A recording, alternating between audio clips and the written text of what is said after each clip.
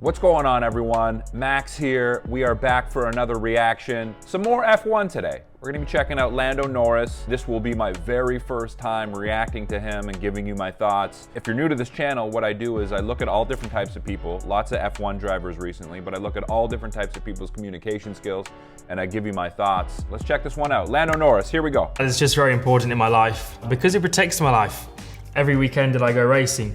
So this is me, this is my design. This is one of the only things really in Formula One and racing that the driver gets to pretty much have complete control of. This is another one of these guys who seems to be very comfortable in front of the camera. A lot of these guys clearly have media training or they have personalities that suit being in front of the camera. Between the ages of 8 to 12, 8 to 13, they're some of the coolest times and most memorable. So I kind of still want to be involved in it and still have something involved in it, and I still love doing it every now and then when I can. Together with OTK Group and with Tony Kart, we managed to come up with my own kart, my own little thing to keep in karting. I feel like we're not seeing like a ton of personality here. I think he's good in front of the camera and he can tell a story, but I don't know if like a lot of his personality is really coming out here in a real way. It's not like he's particularly loose when he's explaining these things. Just a golf ball. Luckily I've got the Titleist number 4 here. Pro V1 of course, because I definitely only ever use Pro V1s. But I'm a massive golfing nut. I would say there's few people in the world who are addicted to golf as much as me. But everywhere I go, I always got golf balls in my bag. Sounds like he likes golf just as much as he likes Formula One. I bet if he wasn't doing Formula One, he'd probably try to pursue pro golf. A lot of these athletes, man, they're just so competitive in their nature that if it wasn't for one sport, they'd probably find a way to be competitive in another thing. You could tell he was lit up talking about golf. My Toomey bags, it's not specifically just my rucksack, but I myself am a Toomey partner. I've got everything possible from Toomey, including golf bags. But rucksack I go everywhere with. I've even got the small case, the big case. I feel like there's probably a lot more to him. I feel like he's not letting us in completely here. Although he is being likable and charming and expressive to a degree, there's still a wall there between the real him and the audience. Like, I think we got a glimpse of some real excitement there when he was talking about the golf balls and how much he loves golf. Just a golf ball. I feel like I'm not getting the best sense of his communication skills and style or his personality through this video. He seems like a nice guy. I know that's sort of a cliche, boring way to describe someone, but he does. He seems like a nice guy. Never, but I can drive in it, I can play golf in it. You can do all sports, exercise, whatever in it, and it looks beautiful when it's not got my greasy marks on it. Richard Mille watch, looks cool. I have to wear it everywhere. So thanks, Richard Mille.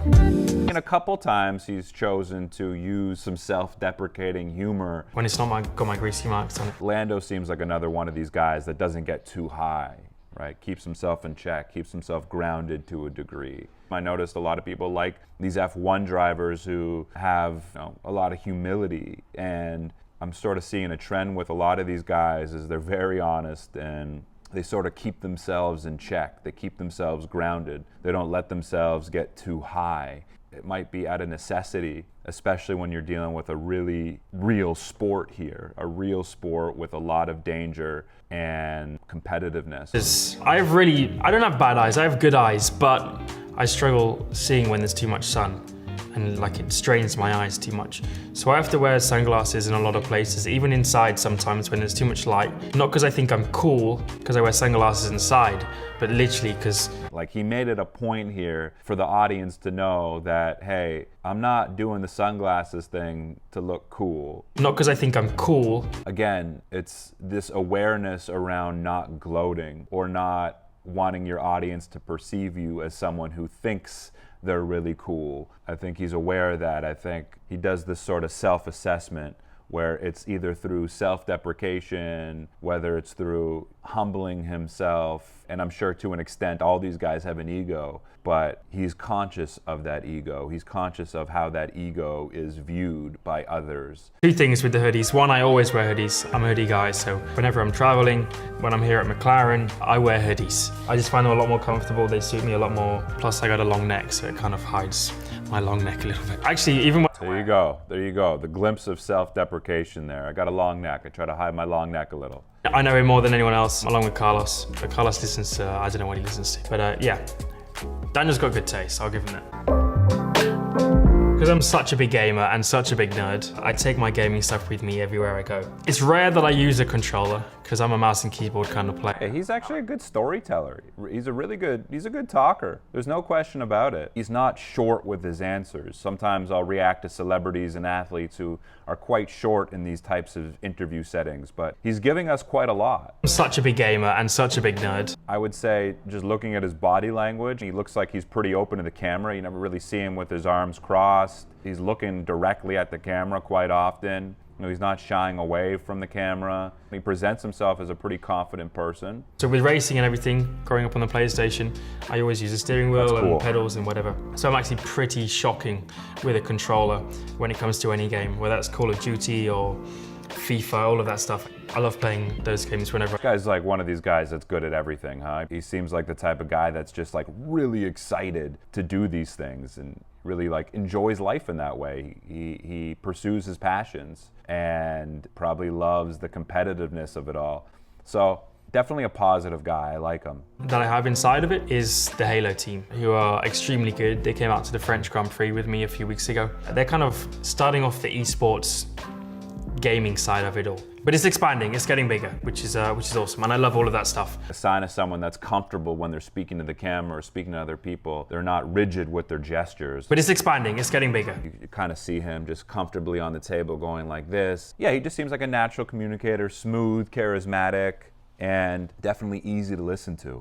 As a kid, between the age of probably, I mean, since I started, playing Gran Turismo, although I do think there is a part of him that is conscious about not coming across as too cocky. I don't think he is, but I think he's conscious of that. And other than that, I would say I think he's pretty free-flowing and natural. My love for racing and also got my eye in, and I could learn how to drive a car from a very early age. Yeah, he just seems comfortable. Look at his gestures. Again, natural. Whenever you're on the street and you see a McLaren pass, when you're a kid, you think one day I want to be able to, or you wish to drive one of those cars. So that wish finally came true, and now I get to drive one every week, which is pretty awesome. So pretty awesome perk of the job, McLaren car key.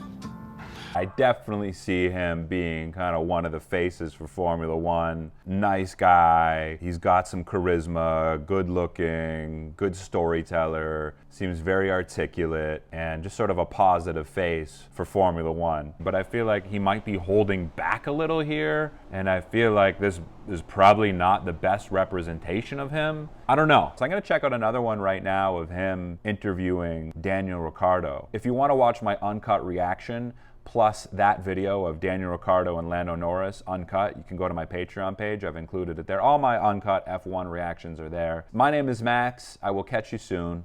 Peace.